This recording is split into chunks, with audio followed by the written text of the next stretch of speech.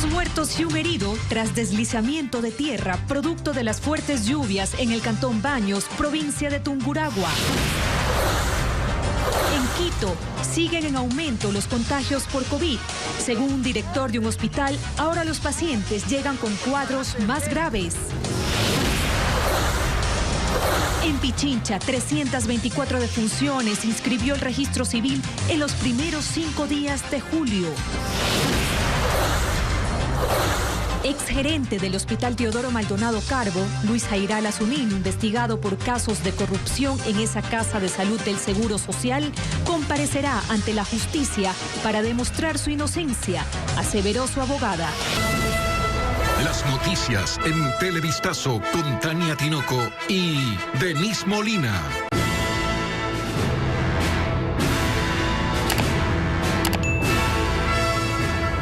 Televidentes amigos, buenas tardes. Gracias por informarse en Televistazo. Esta madrugada se registró una fuerte lluvia en el cantón Baños de Agua Santa, en la provincia de Tungurahua.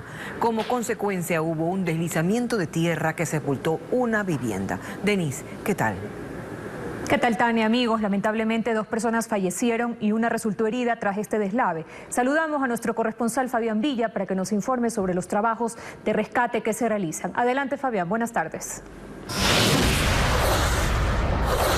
Un deslizamiento de tierra debido a las intensas lluvias registradas la madrugada de este lunes en el sector de Agoyán del cantón Baños de Agua Santa sepultó una vivienda que quedó cubierta con lodo y escombros. Producto de este incidente, 2 personas fallecieron y una está herida. La gobernadora de Tungurahua, Gabriela Rodríguez, brinda los detalles de este hecho.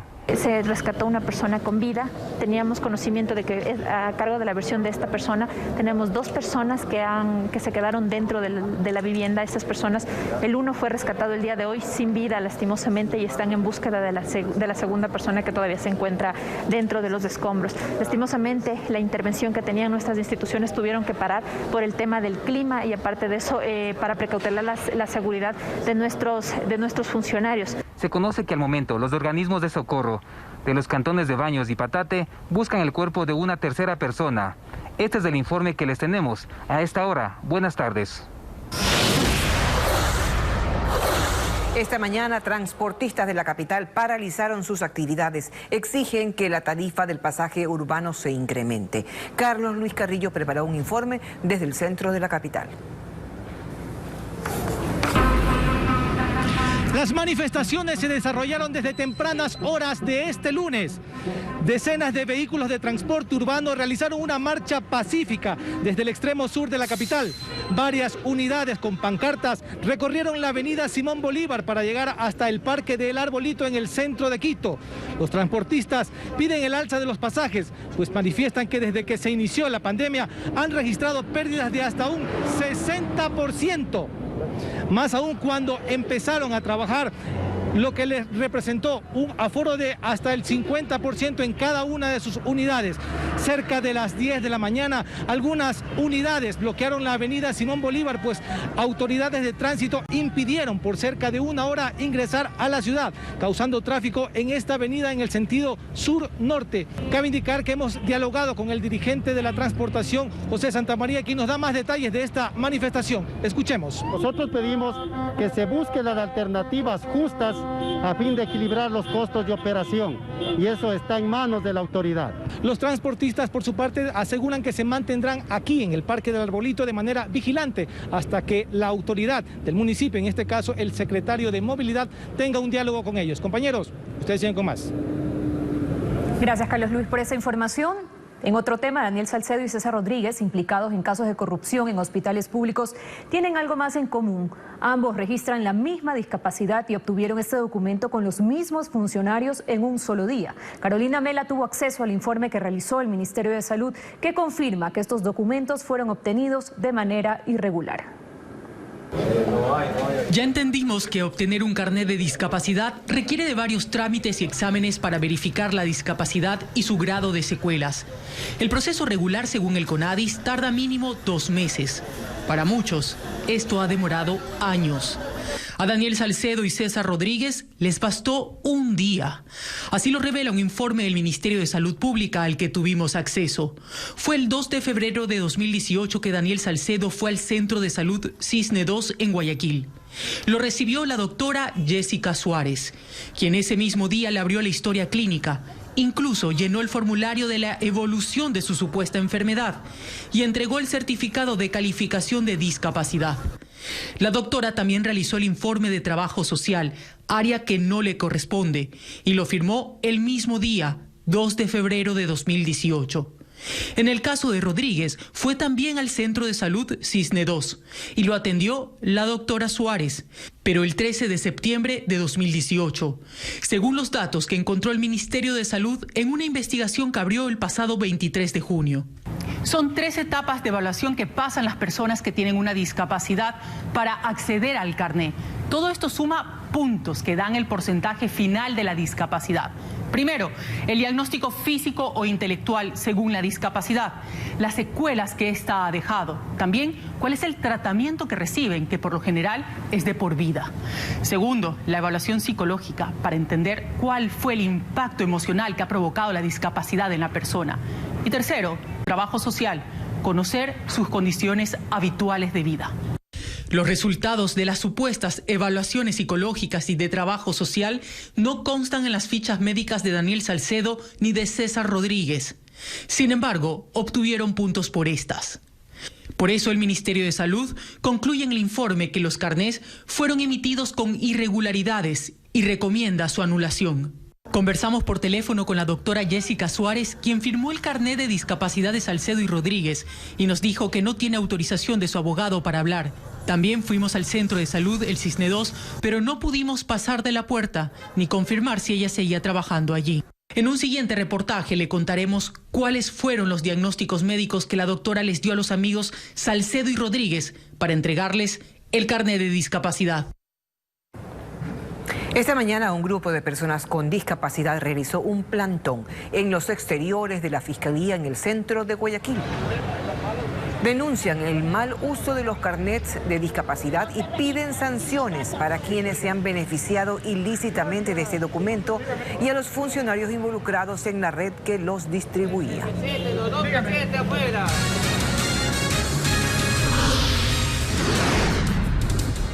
Vamos a la pausa y al regresar, el incremento acelerado de casos en Quito también pone en riesgo el abastecimiento de oxígeno. Hay escasez de tanques y de respiradores en los hospitales. Retomamos la información nacional para contarles que los contagios de coronavirus siguen en aumento en la capital. Ahora los pacientes llegan a los hospitales con cuadros respiratorios más graves. A esta complicada situación se suma la falta de camas en hospitalización y en las unidades de cuidados intensivos. Sin embargo, las autoridades señalan que ninguna persona deja de ser atendida. Andrea Báez conversó con familiares de los enfermos y nos tiene sus historias. En los exteriores del Hospital IES Quito Sur encontramos a María. Su esposo lleva más de 2 días esperando una cama en hospitalización. Le diagnosticaron COVID. Bajo en la silla sentado, está con oxígeno, pero no tienen camas, dice, está en la silla. La misma angustia e impotencia la siente Alejandra. Su familiar también espera una cama. Dicen que no hay camas y el gobierno se mata diciendo que sí hay camas, no hay camas.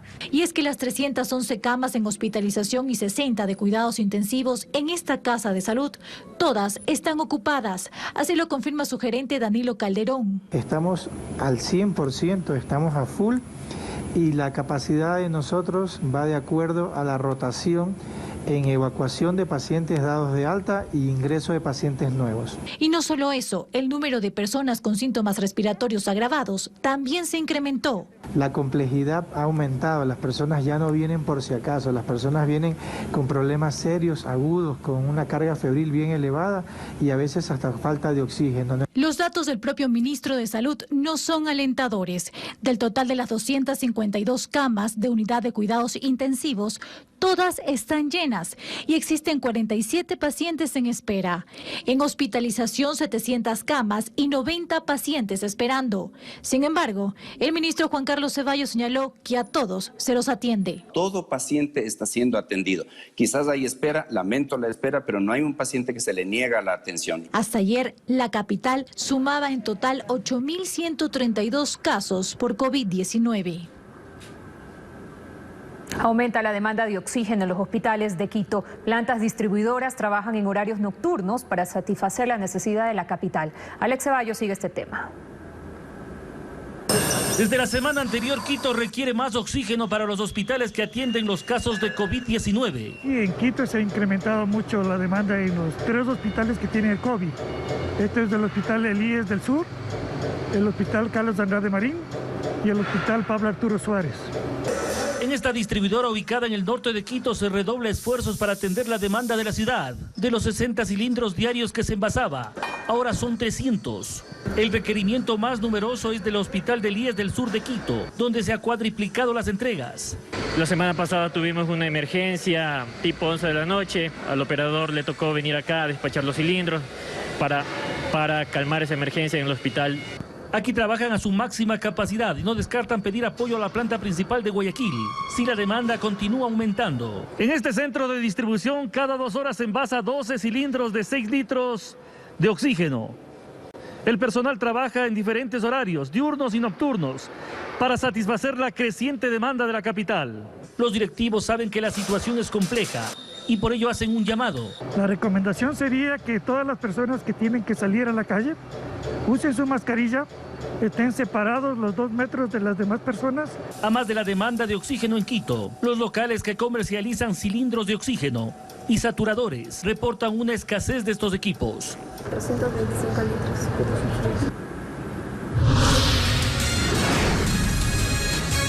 Más adelante en Televistazo, en Pichincha se han inscrito 324 defunciones solo en los primeros días de julio. Además, el fin de semana último se incrementó el levantamiento de cuerpos en las calles y casas de la capital.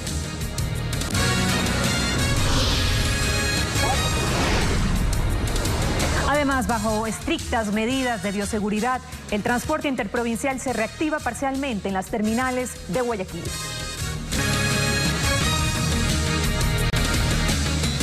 Seguimos informando, las inscripciones de defunciones en Pichincha han incrementado según autoridades del registro civil.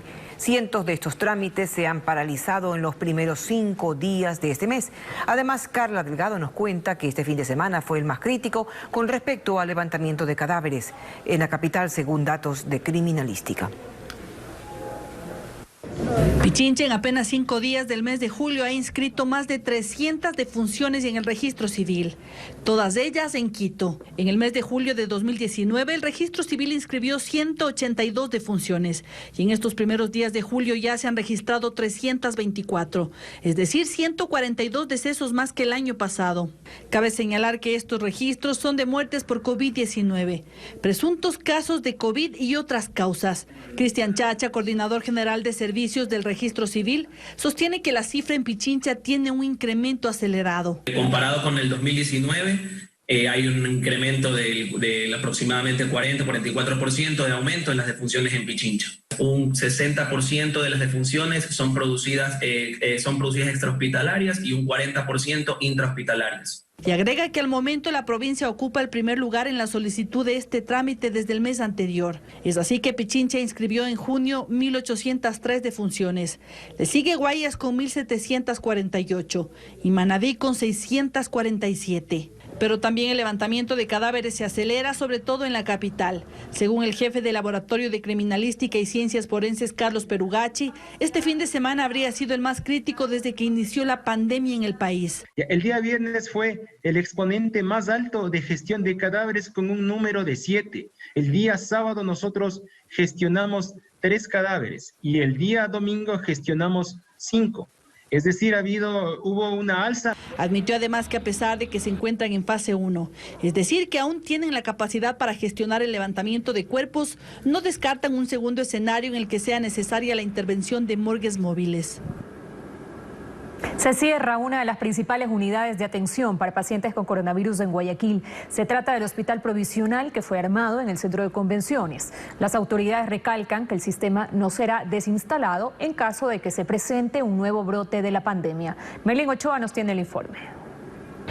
Hasta hace pocos días estas camas estaban llenas de pacientes con COVID-19. Hoy la situación es distinta. Los casos han disminuido y por eso este improvisado hospital cierra sus puertas en el centro de convenciones de Guayaquil, donde atendían 184 profesionales de la salud. Los doctores comentan que el temor de quienes llegaban aquí era morir en la cama de un hospital. Nos suplicaban que lo salvemos, que salvemos su vida. ¿Cuántas personas al día eran atendidas aquí? Un aproximado de 90 personas.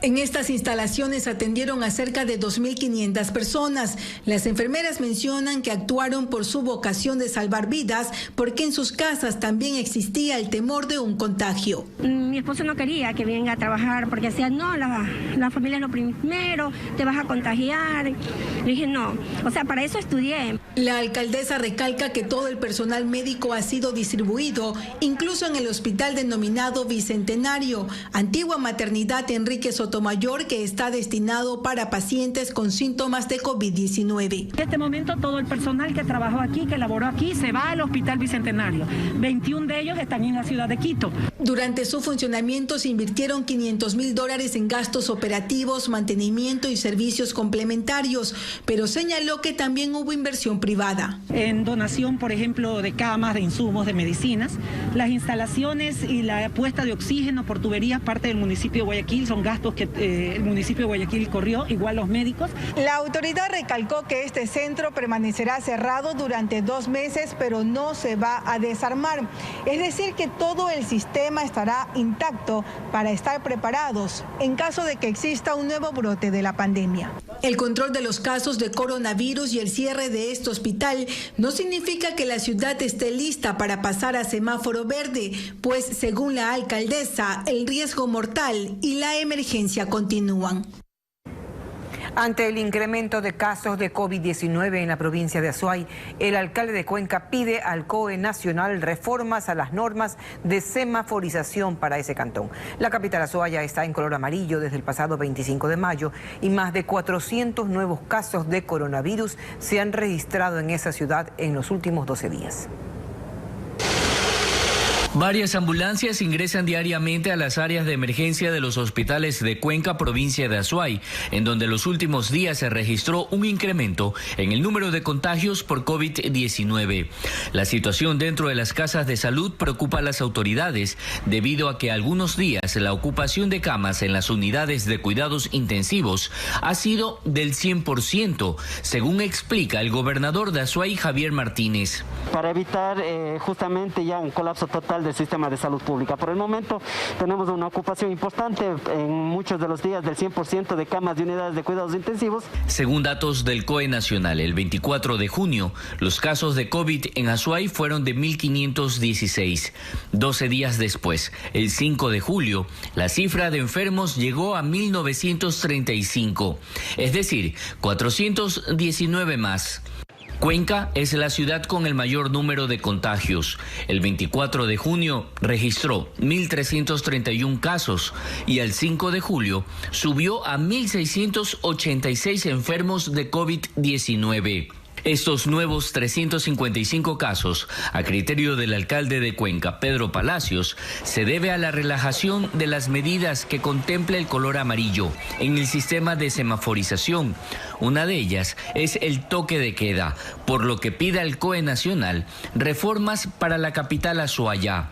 La reducción del toque de queda no es lo más adecuado. Lamentablemente, en algunos sectores de la ciudad, la población ha relajado sus medidas, teniendo reuniones sociales con amigos, libando en la vía pública. El próximo viernes será la reunión del COE cantonal, en donde se conocerá si el ente nacional autoriza las reformas contempladas, en especial el toque de queda y la restricción de las reuniones sociales.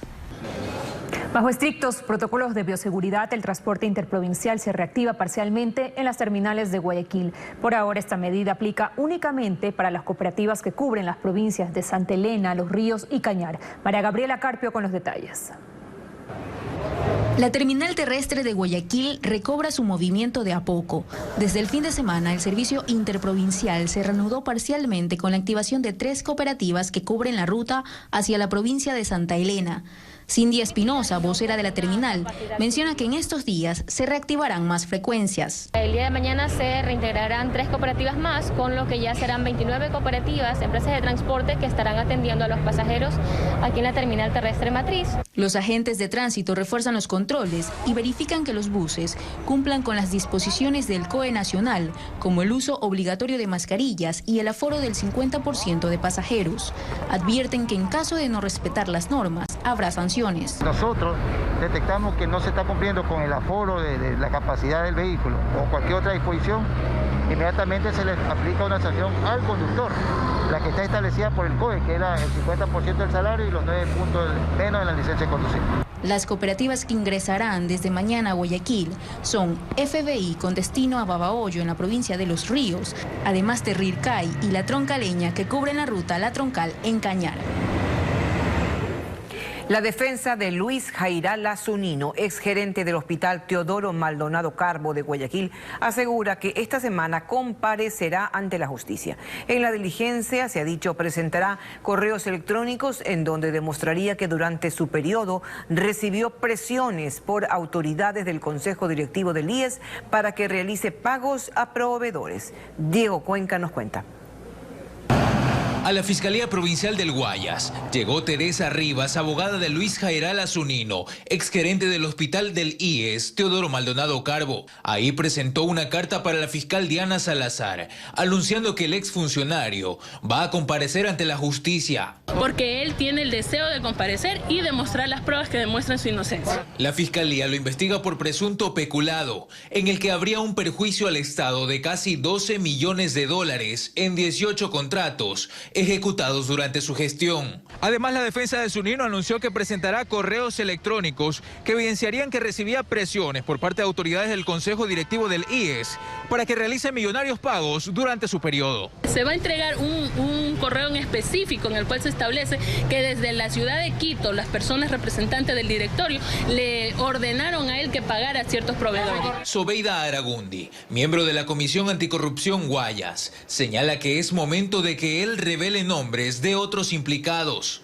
De las personas que desde el escritorio y desde el poder han dirigido la banda delincuencial que opera en el Hospital Teodoro Maldonado Carbo. Esta revelación no lo exonera de responsabilidad, pues él fue el gerente general de ese hospital. La abogada del exgerente del hospital asegura que Luis Jairala Zunino permanece en Guayaquil, que no ha huido del país porque está contagiado de coronavirus. Por eso rendirá su versión vía internet ante el fiscal César Suárez de la Unidad de Administración Pública. Debo aclarar que todas las versiones van a ser por medios telemáticos y entre las cuales se encuentra convocada la del señor Enríquez, quien se encuentra en calidad de prófugo, asimismo la del señor Zunino, a quien el señor juez decidió revocarle una boleta de detención con fines investigativos que pensaba en contra de él.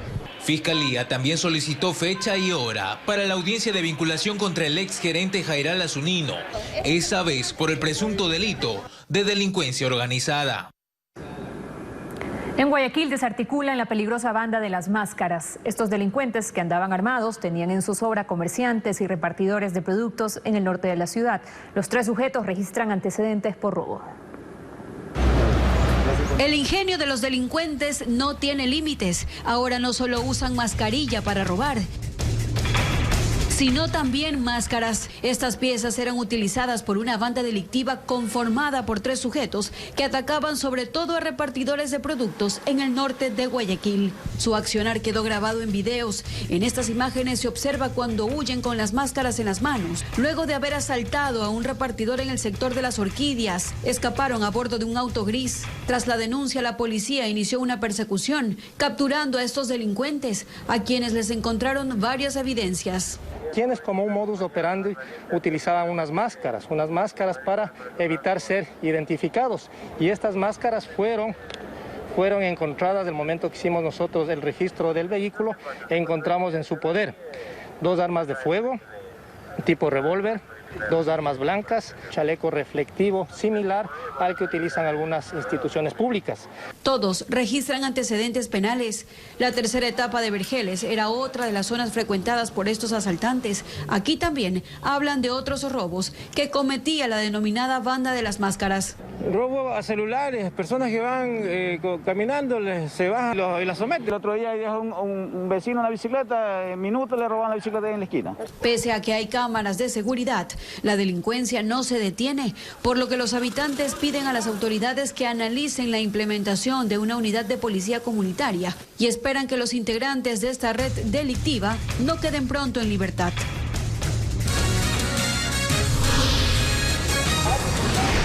Luego de la pausa en Bolivia por más de 7 días, ciudadanos velan los restos de una persona víctima de coronavirus.